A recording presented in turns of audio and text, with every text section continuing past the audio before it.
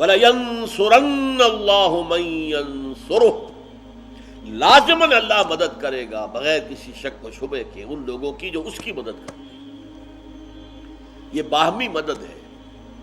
تم اللہ کے دین کی مدد کرو، اللہ کے خلاف بغاوت جو دنیا میں ہے اس کو فروغ کرو، اس کے لیے اپنی جانیں دو، اپنی وفاداری کا ثبوت دو، بغاوت کو ختم کرنے کے لیے۔ کسی بادشاہ کے خلاف بغاوت ہو جائے تو اب رعایا میں سے جو لوگ خاموش بیٹھے رہیں گے وہ باغیوں کے ساتھی شمار ہوں گے، اصل وفادار وہ ہوں گے جو کھڑے ہو جائیں اور باغیوں کو ختم کرنے کے لیے اپنا تن من دل لگا دیں۔ سورہ روم میں فرمایا فاصبر ان وعد اللہ حق،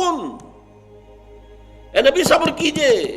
اللہ کا وعدہ سچا ہے، اللہ کی مدد آئے گی،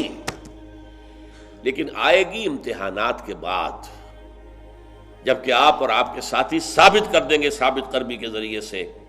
کہ you deserve the divine help. ایسے ہی نہیں آ جاتی ڈیوائن ہیلپ، اللہ آزماتا ہے، آزمائش کے اندر پورا ثابت قدم اترو گے تو پھر اللہ کی مدد آتی ہے۔